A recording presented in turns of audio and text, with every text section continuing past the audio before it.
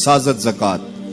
زکات حب دولت کو زائل کرتی ہے. جب اللہ کی راہ میں لٹاؤ گے تو اس سے کم بھی نہیں ہوگا. میرے حضور نے 3 چیزیں قسم کر کے کہی. حضرت ابو کبشہ الانماری رضی اللہ تعالیٰ عنہ سے مروی ہے. میرے حضور نے ارشاد فرمایا اگر کوئی شخص کسی کو معاف کر دیتا ہے تو اس کی عزت کم نہیں ہوگی. میں محمد اللہ کی قسم اٹھاتا ہوں. دوسری بات میرے حضور نے فرمائی کہ جو شخص مانگنے لگ جاتا ہے, سوال کا دروازہ کھول لیتا ہے, اللہ اس کے لیے محتاجی کا دروازہ کھول دیتا ہے. اس کی کبھی کمی پوری نہیں ہوتی.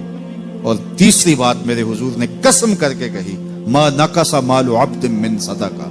کہا میں اللہ کی قسم اٹھا کے کہتا ہوں کہ صدقے سے مال کم نہیں ہوتا, صدقے سے مال گھٹتا نہیں ہے. تو ایک تو مال بھی نہیں گھٹے گا. یہ ضمانت کس کی ہے؟ میری نہیں ہے, یہ رسول اللہ کی ضمانت ہے. ایک تو مال بھی کم نہیں ہوگا اور دوسرا یہ ہے کہ حب دولت ختم ہوگی. حب دولت تلف میسازت زکات.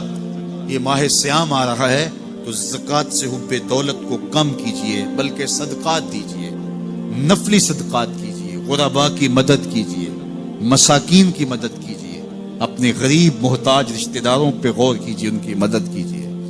اپنی ہمسائیگی میں دیکھیے, پردے سے مدد کیجئے, ان کی عزت نفس بھی مجروح نہ ہو. یہ جو نمائش لگا کے 10 اخباروں میں چھپوا کے لوگوں کی مدد کرتے ہیں, اس سے گریز کیجئے.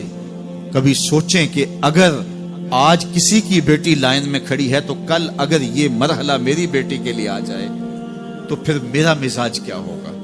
تو عزت نفس کا خیال رکھیے, لوگوں کی غربت کا تماشا نہ اڑائیے, اور لوگوں کی جو ہے وہ محتاجی کو اپنی تسکین کا ذریعہ نہ بنائیے. یہ تو اللہ نے تمہیں دیا اور انہیں نہیں دیا, اور وہ آزمائش کی گھڑی میں کھڑے ہیں, تم ان کے ساتھ کھڑے ہو جاؤ.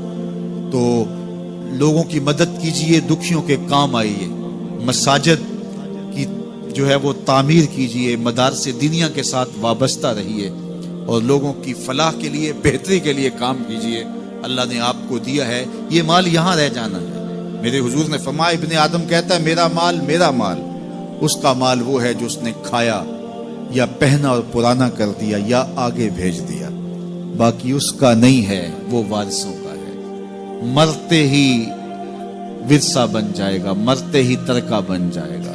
کفن بھی میلا نہیں ہونے دیں گے کہ بعض اولادیں تو بانٹ لیتی. اللہ اکبر. وہ گھر جو ان کے لیے بنایا تھا, ایک رات بھی تجھے اس گھر میں رکھنے کے لیے تیار نہیں ہوں گے. آج تیرا نام چھن گیا. آج کوئی یہ نہیں کہتا کہ پیچھے سے امام گے اور حاضر اس چودھری صاحب کے, حاضر اس میت کے. آج تو ڈیڈ باڈی بن گیا, آج تو میت بن گیا. آج خان صاحب, ملک صاحب, چودھری صاحب, پیر صاحب, مفتی صاحب, تیرے سارے ٹائٹل چھین لیے گئے.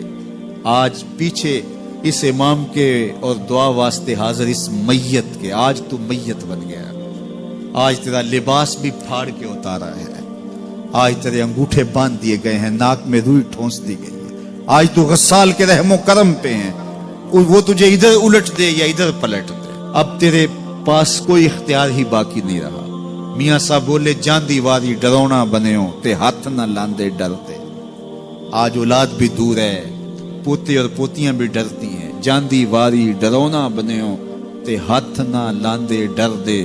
جنہ لئی تو پاپ کمائے اج کتھے نہیں تیرے کر دے. آج سارے چلے گئے. تو آج اپنے ہاتھ سے اپنی زندگی کو سنوارنے کے عمل کی طرف بڑھیں اور راہ خدا میں خرچ کریں, دکھیوں, مجبوروں اور لاچاروں کے کام آئیں. اللہ آپ کی مدد کرے گا اور حب دنیا کم ہوگی. اللہ تعالیٰ جل شانہ نے سورہ عادیات میں پہلی 5 آیات میں قسمیں کی, پھر 3 آیات میں جو ہے وہ حضرت انسان کی وہ کمیاں, کوتاہیاں جن کی بنیاد پر باقی گناہ سرزد ہوتے ہیں ان کو بیان کیا, اور اس کے بعد پھر علاج بھی قرآن نے بتایا, اور کس قدر اس کو چوٹ لگائی. افلا یعلم اذا بعثر ما فی القبور وحصل ما فی الصدور ان ربهم بهم یومئذ لخبیر. افلا یعلم اذا بعثر ما فی القبور. اے اکڑ کے چلنے والے, اے ناشکر انسان, اے دولت کے پجاری, وہ وقت یاد کر جب تو قبر سے اٹھایا جائے گا. اس وقت کفن بھی چھین لیا جائے گا. اب سب کو چھین لیا گیا, دولت, بینک بیلنس, تیری جائیدادیں، پلازے، گاڑیاں، گھر، کوٹھیاں، بنگلے، سب کچھ یہیں رہ گیا، صرف ایک چادر کفن کے لے کے جا رہا ہے۔ لیکن جب قبر سے اٹھایا جائے گا یہ کفن کی چادر بھی رہ جائے گی، برہنہ اٹھایا جائے گا۔ اللہ اکبر، نہ پاؤں میں جوتے، نہ سر پہ پگڑی، نہ بدن پہ کپڑا، برہنہ اٹھایا جائے گا۔ سیدہ عائشہ رضی اللہ تعالیٰ عنہ نے سنا تو کانپنے لگی، عرض کی حضور قبر سے برہنہ اٹھائے جائیں گے تو ایک دوسرے سے حیا نہیں آئے گی؟ فرمایا عائشہ معاملہ اس سے بھی آگے ہے، کسی کو ہوش ہوگی تو حیا آئے گی، ہوش اڑے ہوئے ہوں گے، خوف قیامت طاری ہوگا، قبروں سے یوں لوگ اٹھائے جائیں گے۔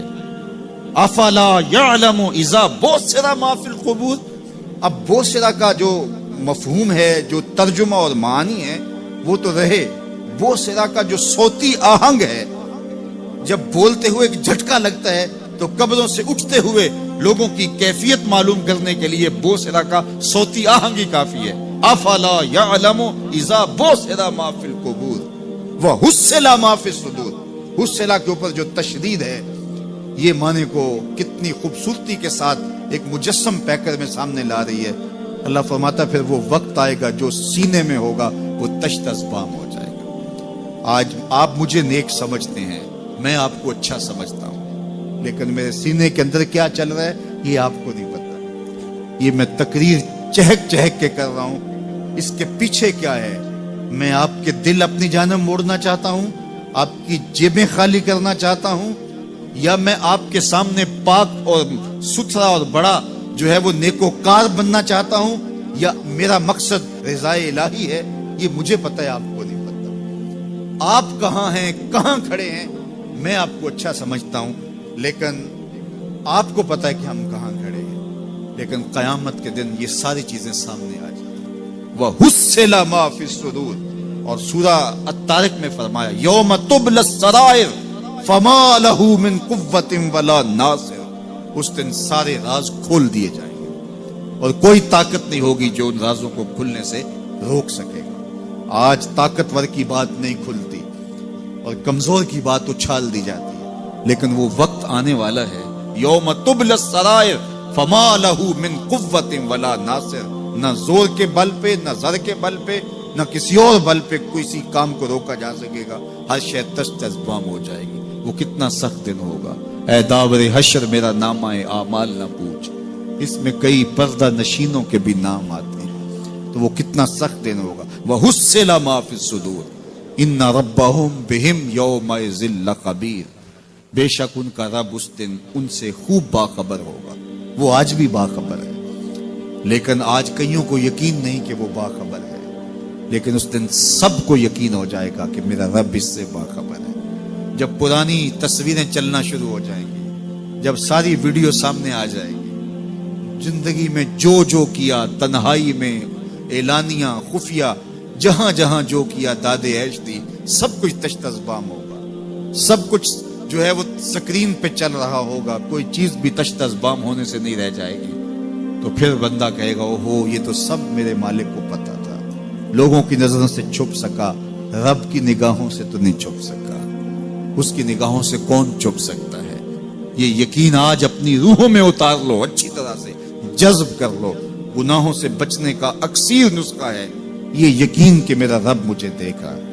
یہ یقین جب روح میں جم جائے، خیالوں میں اتر جائے، اعتقاد کا پختہ حصہ بن جائے، پھر بند کوٹڑی میں بھی جرم نہیں ہو سکتا کہ میرا مالک تو مجھے دیکھ رہا ہے۔ آپ دیکھتے نہیں کہ جب ساتوں دروازے بند کر کے بت کے اوپر موٹا کپڑا ڈال کے زلیخا بولی ہے تلک، یوسف اب تو آ جاؤ نا، اب تو کوئی نہیں دیکھ رہا، قال معاذ اللہ، تو جناب یوسف نے کہا میں اللہ کی پناہ میں آتا ہوں۔ اللہ اکبر، تو دروازے بند کر کے لوگوں کی نظروں سے چھپ گئی ہے، اور بے نور آنکھیں رکھنے والے اس پتھر کے بت سے بھی حیا کرتی ہے اور اس پہ بھی پردہ ڈال لیا ہے۔ جب تو اس جھوٹے خدا سے حیا کرتی ہے، میں سچے خدا سے حیا کیوں نہ کروں جو ساتویں کوٹھڑی میں بھی دیکھتا ہے۔ اتنی روشنیاں برسی کہ گناہ کا تصور بھی محال ہوگا۔ تو یہ یقین کہ میرا اللہ مجھے دیکھ رہا ہے، یہ انسان کی زندگی میں نظم پیدا کرتا ہے۔ آنے والا موسم ماہ سیام رمضان المبارک، یہ ہماری زندگی کے اندر یہ نور داخل کرتا ہے کہ میرا اللہ دیکھ رہا ہے۔ کڑکتی دھوپ، برستی گرمی، زبان کانٹا، ہونٹ خشک، گلا خشک، دروازہ مکفل، ٹھنڈا پانی دستیاب، لیکن ایک گھونٹ بھی حلق سے نیچے نہیں اتارتے کہ میرا اللہ دیکھ رہا ہے۔ وضو کرتے بھی احتیاط کرتے ہیں کہ میرا اللہ مجھے دیکھ رہا ہے۔ کرتے ہیں کہ نہیں کرتے؟ یہ نور ملتا ہے کہ نہیں ملتا؟ اس کو پھر جذب کر لینا چاہیے تاکہ یہ زندگی میں چھا جائے، کیونکہ جو رمضان میں دیکھتا ہے وہ غیر رمضان میں بھی دیکھتا ہے۔ اور پھر پانی نہیں پیتے کہ اللہ دیکھ رہا ہے، کھانا نہیں کھاتے اللہ دیکھ رہا ہے، لیکن جب آنکھ بھٹکتی ہے تو اس وقت اللہ نہیں دیکھتا، جب خیال بہکتا ہے تو اس وقت اللہ نہیں دیکھتا۔ رشوت میز کے اوپر سے لے رہے ہوں یا نیچے سے لے رہے ہوں تب نہیں اللہ دیکھ رہا ہوتا، اللہ صرف کھانے اور پینے کو دیکھ رہا ہوتا ہے۔ یہ جو ایک نور آیا ہے اس کو جذب کر لیں، پوری زندگی میں پھیلا لیں۔ تو اسی لیے رمضان تقوی بانٹتا ہے، روزہ تقوی بانٹتا ہے، زندگی میں نور اور روشنیاں بھر دیتا ہے۔